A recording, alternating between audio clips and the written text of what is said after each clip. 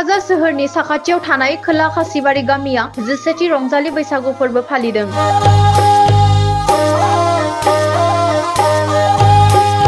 थारैनो गोदान बोसोर रंजालि बैसागुनि सम सफैनाय लोगो लोगोनो बर' सुबुंफोरनि गोसोआव रंजानायनि दोहौ।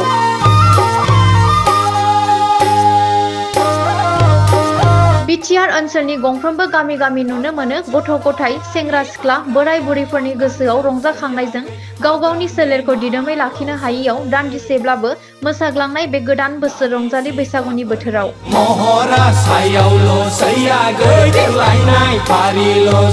क'क्राझार सोहोरनि साखाथियाव थानाय खोला खासिबारि गामिनि सायामाया क्लाबनि बानजायनायाव समायना रमायना महरै साननैनि हाबाफारिनि गेजेरजों जौसाङाव खुंगा 14थि रंजालि बैसागु फोरबो फालिदों।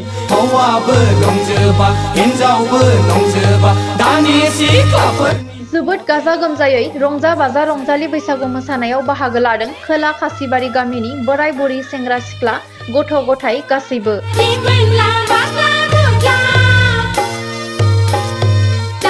रंजालि बैसागु फोरबो फालिनायजों लोगोसे बायदि रोखोमनि गेलेनाय बादायलायनाय हाबाफारि होनायजों लोगोसे गाहाम फिथाइ खालामनो हानाय फरायसाफोरखौ बरायनायजों लोगोसे मान बावनाय हाबाफारि लायो।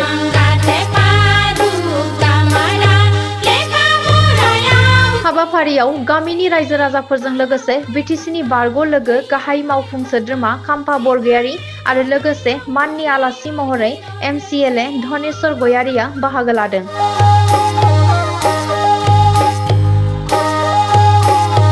सेथि गामियारि फोरबो रंजालि बैसागुजों लोब्बा लाखिनानै बे हाबाफारिखौ जोङो थांनाय 2015 सननिफ्राय खुंबोदों। देग्लाय बियो खेब 14थि हाबबाय आरो बे हाबाफारिखौ जोङो खुंनायनि गाहाय उद्देश्यआनो जाहैबाय जोङो गामिनि खौसेथि, गामिनि जौगाथि आरो बेजों लोगोसे इयुन जोलैफोरखौ जों जाहाथे गोजौनिफ्राय गोजौ प्लेटफर्माव थिखोहरनो हायो। दा बे उद्देश्यखौ लानानै जोङो बे 14थि अर्थात गामियारि फोरबोखौ खुंनाय जायो प्रति बोसोराव। आरो बे हाबाफारियाव जोङो गोबांथार आयदाखौ लाफानानै जेरै गेलेनाय बादायलायनाय, थुनलाइयारि बादायलायनाय, हारिमुवारि बादायलायनाय बेखौ जोङो गासिबो इनक्लुड खालामनानै गाजा गोमजायै रंजा बाजायै जोङो खुंनाय जायो। जोङो बे गामियारि फोरबो खुंनायनिफ्राय जोङो गोबांथार मोजां रिजाल्टखौनो नुदों आरो जोंनि खौसेथि, जोंनि अनलायनायाबो साबसिननिफ्राय हामसिन जादों।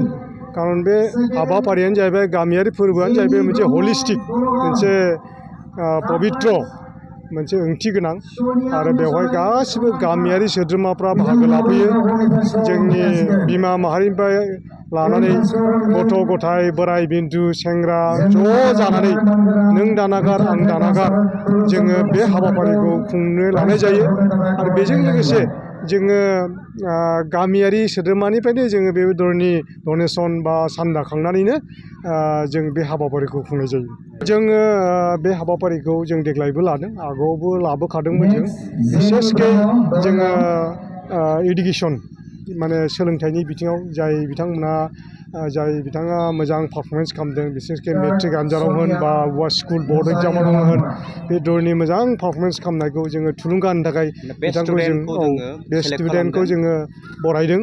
बेजों लोगोसे जोङो आबादारिफोरखौ थुलुंगा होनो थाखाय साबसिन आबादारि जाय बिथांमोना आबादजोंनि सायाव सोनारो, आबादखौ मोजां मावो आरो आबादनि सायावनो सोनारनाय बिथांमोन न'खरा, बे हिसाबै जोङो साबसिन आबादारि, बेजों लोगोसे साबसिन ससियेल वार्कार, समाज सिबियारि, बेजों लोगोसे जाय बिथांमोना कालचारेल प्रग्रामाव बा कालचारेल माबायाव एसे रोंगौथि दङ, बेदरनि इन्टारेस्ट दङ, एक्टिभ, बेदरनि माबाफोरखौबो जोङो बिजाथिफोरखौबो जोङो सायख'दों आरो बिसोरखौ बरायदों बिथांमोनखौ।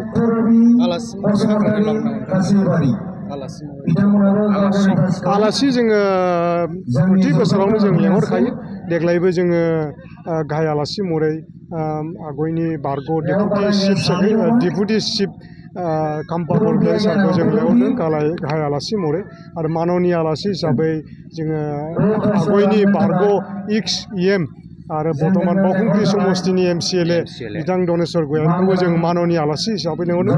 बेजों लोगोसे जोङो खाथि खाला गामिनि इन्टेलेक्सुवेलफोर बिथांमोनखौबो जों लेंहरदों। गामिनि गावबुरा लकेल इन्टेलेक्सुवेल बेजों लोगोसे माखासे इमिनेन्ट पार्सनेलिटिस बिथांमोनखौबो जयै जोङो बे मन्चआवहाय जौस्राङाव लेंहरनाय जादों आलासि हिसाबै। जोङो साननैनि हाबाफारि लानानै बे फोरबोखौ खुंफुंदोंमोन आरो मैयाबो जोङो मोजाङै मोजां खुंनो हादों आरो दिनै फुंनिफ्राय जोङो बैयाव नोंथांमोना नुहुरगोन बैयाव जोङो मोनसे थम बानायदों। बे थमा जाहैबाय जोंनि गामिनिफ्राय जेसेबांनाखि रुंसारि जालांनाय बे रुंसारिफोरखौ जों दिनैनि गोथार बैसागुआव गोसोखांनानै बिसोरखौ जोङो मान बावदों। बयबो साफा साफा गासिबो मान बावजोबदों। बिनि उनावहाय जोङो मोनसे प्रग्राम लाबावदों जे उन्दैया गिदिरखौ खुलुमगोन। बेबायदि जोङो मोनसे आयदा लादों, हाबाफारि लादों, बेबो जाफुंबाय। बिनि उनाव जोङो हाबाफारि लाबावदों जोंनि गेलेनाय आयदा। बे गेलेनाय आयदायाबो उन्दै गथ'निफ्राय लानानैनो गिदिरसिम थारमाने हाबा जानाय माबासिम जोङो माबाखौ आइटेमफोरखौ इभेन्ट्सफोरखौ लादों। दा इभेन्ट्सफ्राबो गासिबो जाजोब्बाय। दा बिनिनो बे दा प्राइज डिस्ट्रिबिउसन जागासिनो दङ आरो जोङो आलासि महरै दिनैनि दिनाव आलासि महरै जोङो जोंनि समस्तिनिनो MLA बिथांखौ जोङो खावलायहरदोंमोन, थांदोंमोन जोङो न'आव थांदों, बिथाङाबो फैनो होनदोंमोन। खिन्थु मानसि गिदिरनि खोथा, MLA MP नि खोथा, स' बियो दहाय फुङाव चिफ सार लेंहरनानै दस्रा जायगायाव थांनांदों होनदों। दा बिनि थाखाय फैनो हायाखै। थेवबो जों अल्टारनेटिभ मोनसे माबा लाखादों जे जोङो देग्लाय खाम्फा सारखौ जों लेंहैगोन होननानै जों मैया फुङाव थांदों। खाम्फा सारखौ जों डाइरेक्ट लोगो मोनदों, डाइरेक्ट रायलायदों। बिथाङा होनदों आं पजिटिभलि थांगोन आरो बिनिफ्राय बे होनबावबाय जे दनेश्वर गयारिखौबो लेंदो नोंसोर होननानै। दे अके सार, नों जुदि होनोबा जोंथ' लेंहैगोन।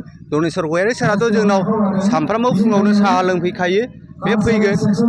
बे हिसाबै दिनै जोङो आलासि महरै जोङो खाम्फा बरगयारि आरो दनेश्वर गयारिखौ जों मोनदों आरो दिनैनि जोंनि हाबाफारिया जोबोद मोजाङैनो जाफुंबाय होननानै जों आसा खालामबाय आरो गोसोखौ गोरा मोनबाय आरो नोंथांमोननि गेजेरजों जों बेखौनो फोसावनाय जाबाय आरो गोजोन्थों।